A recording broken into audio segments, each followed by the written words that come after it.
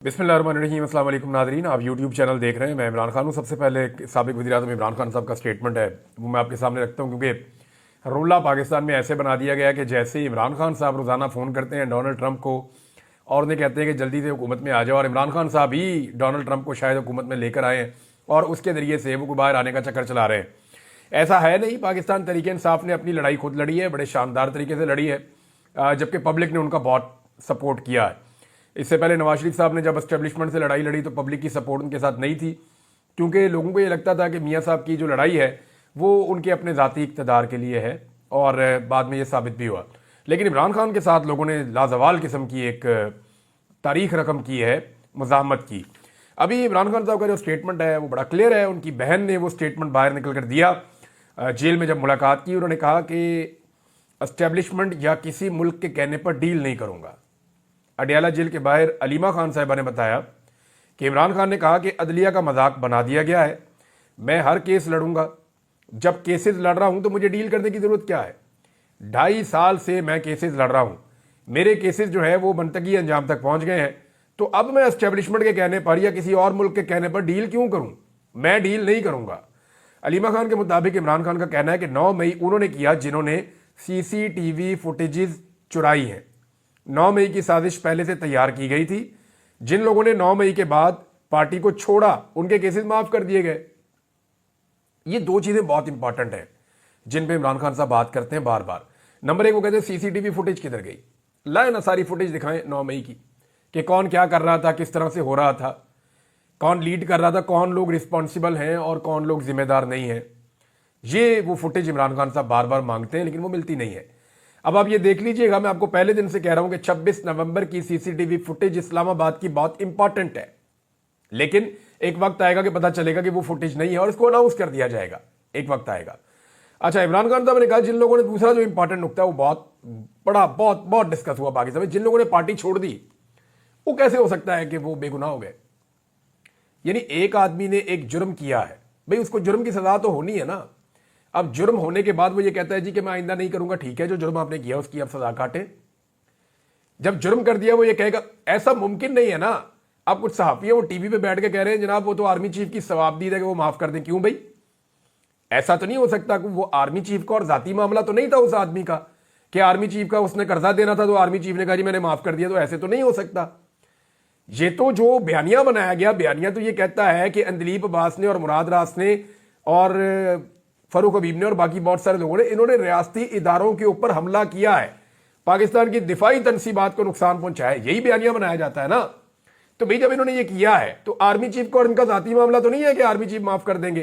भाई कानून के मुताबिक कार्रवाई तो होगी, केस तो चलेगा, फैसला तो आएगा, लेकिन उनमें से कुछ भी नहीं हुआ। ये लोग ऐਵੇਂ इधर उधर की बातें करते हैं। मामला यह था कि एक पॉलिटिकल पार्टी को दबाना था, उस पॉलिटिकल पार्टी को सियासी तौर पर नुकसान पहुंचाना था, और उसके लिए 9 मई को बतौर वेपन इस्तेमाल कर दिया गया। 9 मई के जो असल मुल्जिमान हैं वो किधर हैं, उनको सजाएं होनी चाहिए, क्यों नहीं होनी चाहिए। जो गलत हुआ वो गलत हुआ, लेकिन जो गलत नहीं हुआ उसको तो आप गलत नहीं कह सकते। मिसाल के तौर पे 9 मई के ऊपर अगर एक जुडिशियल इंक्वायरी होती है तो पता चल जाए जिम्मेदारान कौन है, उनको सजा मिल जाए या अदालतों से सजाएं मिल जाए। अब जो बंदा कहेगा मैं पीटीआई के साथ हूं वो 9 मई की सजा काटेगा, और जो बंदा कहेगा मैं पीटीआई के साथ नहीं हूं वो 9 मई की सजा नहीं काटेगा। तो इसका मतलब ये तो सियासी मामला है सारा। अगर ये सियासी ना होता, कानून का और इंसाफ का मामला होता, तो फिर तो सबको सजा मिलती। तो पीटीआई के साथ वाबस्तगी होना या ना होना 9 मई में सजा देने या ना देने का तयन करता है। यह नाइंसाफी है जिसके ऊपर इमरान खान साहब बार बार जिक्र करते हैं। फिर इमरान खान साहब ने कहा कि 26 नवंबर को लातादाद लोग मिसिंग हैं, लाल मस्जिद की तरह लाशें दफनाई गई हैं। आप मुल्क की सरहदों की फिक्र करें। 2 मुतालबात हैं, 9 मई और 26 नवंबर पर जुडिशियल कमीशन बनाए जाएं और बेगुनाह कैदियों को रिहा किया जाए। ये 2 मुतालबात हैं। इमरान खान की हमशीरा ने मजीद कहा कि इमरान खान ने कहा कि वो बनी गाला हाउस में अरेस्ट पर नहीं जाएंगे। तोशाखाना 2 केस भी तोशाखाना के पहले केस जैसा ही है। अलकादर यूनिवर्सिटी केस में 6 तारीख को इमरान खान को सजा सुनानी है, यानी उन्हें पहले से पता है कि अदालत ने 6 तारीख को सजा ही सुनानी है। फैसला जो महफूज किया हुआ उसमें इमरान खान साहब बाइज्जत बरी होने नहीं जा रहे। 6 तारीख को अलकादर यूनिवर्सिटी वाले केस में इमरान खान साहब को सजा सुनाई जाएगी, इतना कंफर्म है उनकी फैमिली भी। अलकादर केस और तोशा खाना 2 आला अदालतों में खत्म हो जाएंगे।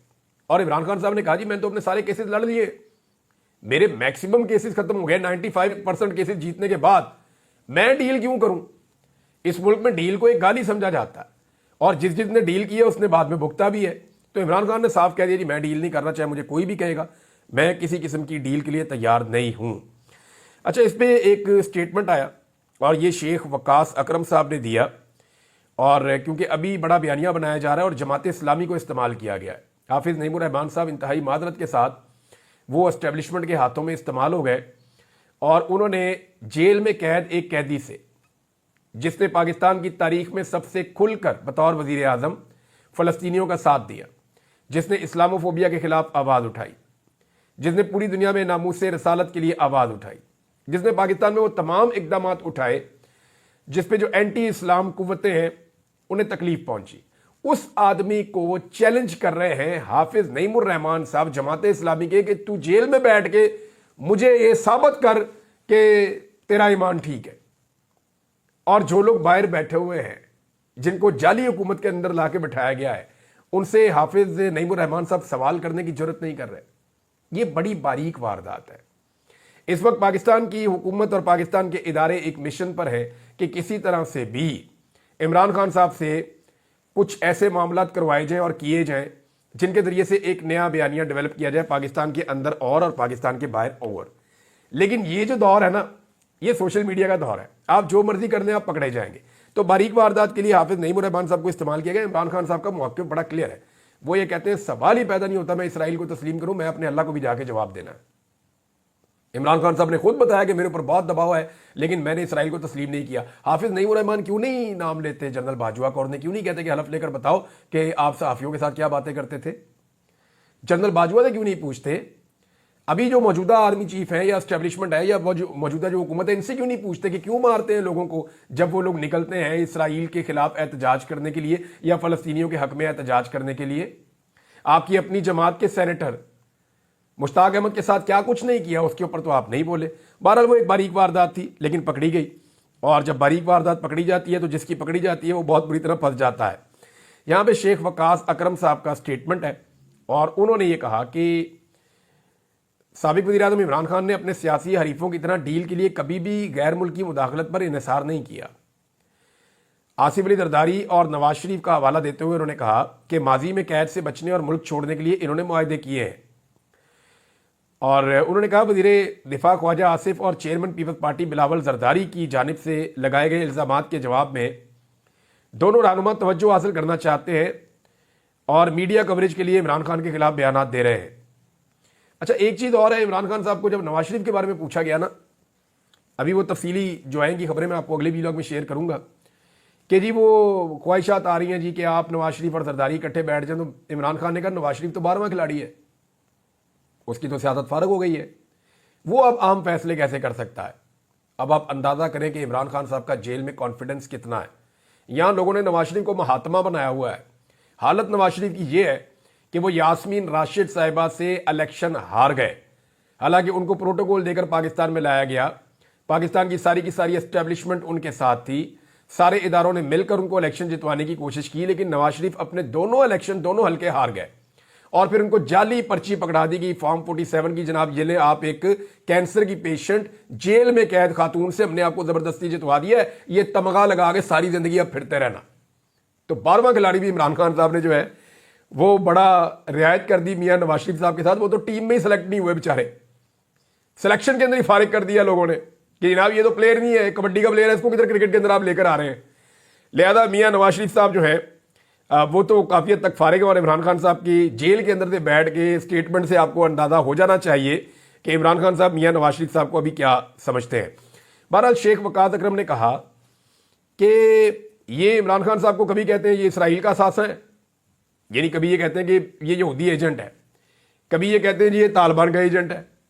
यानी सारा जितना का जितना आलमी हालात है ना, उनको सारों को गड़बड़ कर दिया, अजीबो गरीबी सूरत हाल पैदा कर दी है। यानी सेम टाइम में इमरान खान जो है वो बड़ा कट्टर मजहबी आदमी होता है और तालिबान का एजेंट होता है। सेम टाइम के अंदर जो है इमरान खान जो है वो मजहबी शिद्दत पसंद होता है और सेम टाइम पे वो यहूदियों का एजेंट भी बन जाता है اور سیم ٹائم میں عمران خان امریکہ سے تعلقات بھی خراب کر رہا ہوتا ہے اور سیم ٹائم میں امریکہ عمران خان کی مدد بھی کر رہا ہوتا ہے. یعنی میری سمجھ سے باہر ہے کہ ان کی عقل گھاس چڑھنے گئی ہے. یہ ایک بریفنگ میں یا ایک میٹنگ میں جاتے ہیں, ایک گیدرنگ میں جاتے ہیں, کوئی اور بات کرتے ہیں, دوسری میں جاتے ہیں, کوئی اور بات کرتے ہیں. اصل میں عمران خان نے ان کو ذہنی مریض بنا دیا. یہ آلموسٹ پاگل ہو گئے.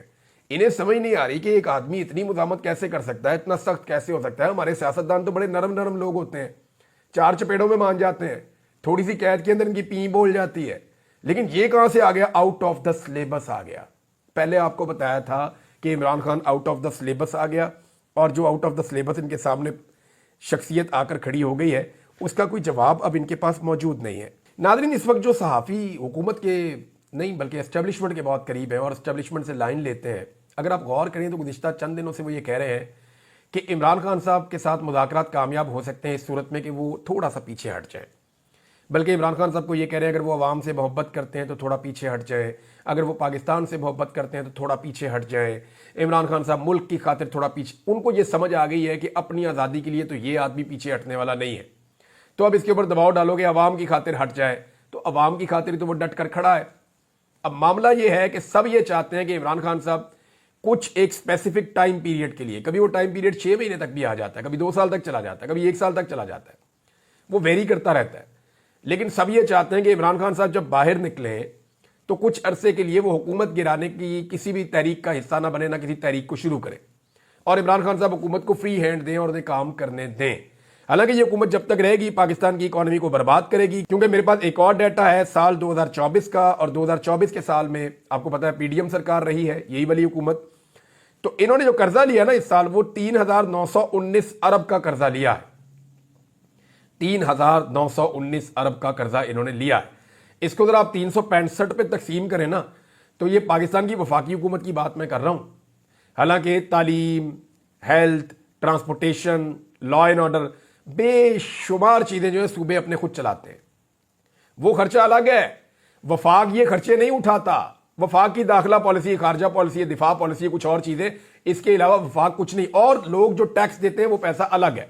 اب آپ یہ دیکھیں کہ وفاقی حکومت کا جو بٹوا ہے اس کے اندر پاکستانی بے شمار پیسہ ڈال رہے ہیں روزانہ. انہوں نے ہم سے اضافی ٹیکسز لیے آئی ایم ایف کے کہنے کے اوپر. پیٹرول مہنگا کر دیا, گھی مہنگا کر دیا, آٹا مہنگا کر دیا, دالیں مہنگی کر دی, سیل ٹیکس مہنگا کر دیا, ٹیکسز انہوں نے بڑھا دیے, شرح سود انہوں نے بڑھا دی. انہوں نے ہر چیز کو بڑھاتے بڑھاتے بجلی اور گیس کی قیمتوں میں ہوش ربا اضافہ کر کے انہوں نے پاکستانی عوام کا خون نچوڑ لیا. اب اتنا پیسہ ان کے بٹوے میں گیا ہے, لیکن اس کے باوجود ان کو اور پیسہ چاہیے. تو اور پیسہ انہوں نے دنیا کا مہنگا ترین قرضہ لیا ہے, اور اس دفعہ 3,919 ارب روپے کا قرضہ انہوں نے اضافہ کیا ہے 2024 میں. اگر آپ اس کو 365 پہ تقسیم کرنا تو یہ حکومت عوام کا خون نچوڑنے کے باوجود روزانہ 11 ارب روپے کا قرضہ لے رہی ہے. اسلام آباد کے 27 کلومیٹر کے اوپر جو حکومت بیٹھی ہوئی ہے نا, یہ 11 ارب روپے کا روزانہ قرضہ لے رہی ہے. عوام کا خون علیحدہ نچوڑ رہی ہے. ارب روپے عوام سے لے رہے ہیں, اربوں روپے کا قرضہ لے رہے ہیں, لگا کھا رہے ہیں. وہاں پہ پارا چنار کے اندر بچے شہید ہو رہے ہیں, ان کے پاس دوائیاں نہیں ہیں, ادھر دوائیاں یہ پہنچا نہیں سک رہے, لگا کر رہے ہیں. مجھے تو لگتا ہے یہ پیسہ خرچ ہو رہا ہے ان کی عیاشیوں کے اوپر یا کمیشنوں کے اوپر, کیونکہ پاکستان کے اندر جتنے بڑے بڑے میگا پروجیکٹ تھے وہ سارے تقریباً بند کر دیے گئے ہیں. خیبر پختونخوا سے لے کر کراچی تک بہت سارے ایسے منصوبے جو عوامی فلاحی منصوبے تھے, ان منصوبوں کو روک دیا گیا ہے. تو یہ اتنا اربوں روپیہ یہ حکومت جو اکٹھا کر رہی ہے, یہ لگا کر رہی ہے. کہیں آپ کو گراؤنڈ پہ نظر آ رہا ہے یہ پیسہ لگتا ہوا؟ یہ ان کی عیاشیوں اور اللہ تللوں کے اوپر یہ پیسہ خرچ ہو رہا ہے. یہ دنیا کے اندر جو چکر لگاتے پھر رہے ہیں ان چکروں کے اوپر یہ پیسہ خرچ ہو رہا ہے. 11 ارب روپے روزانہ کا قرضہ کون لیتا ہے؟ اور یہ وہ اضافی پیسہ ہے جو روزانہ یہ خرچ کرنے کے لیے لے رہے ہیں.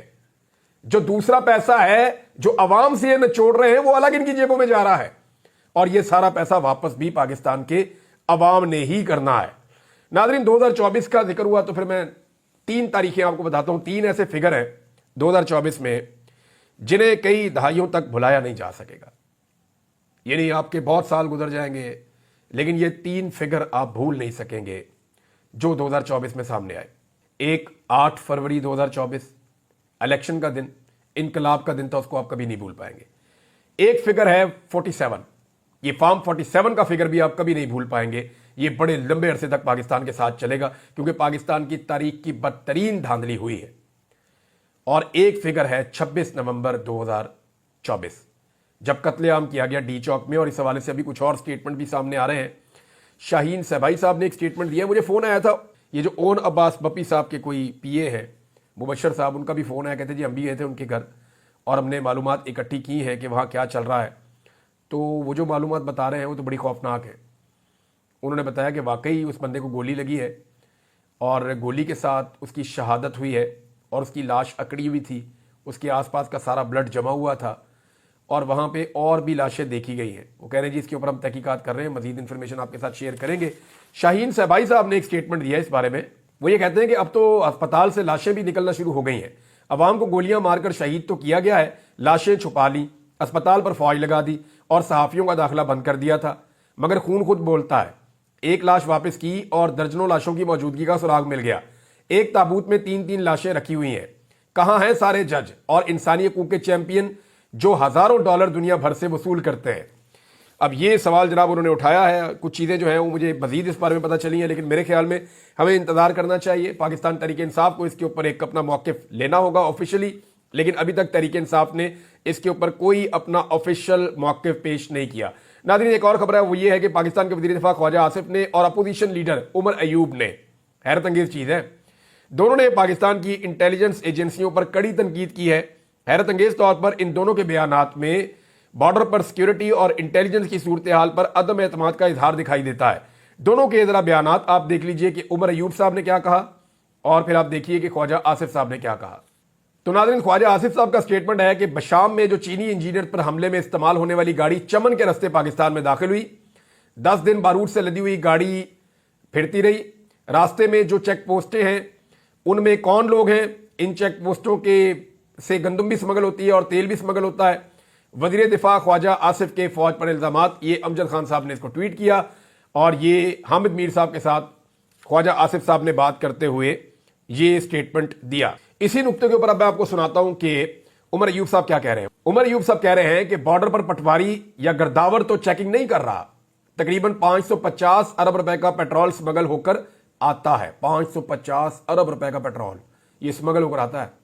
वो रेडियो खच्चरों गधों पर तो नहीं आता।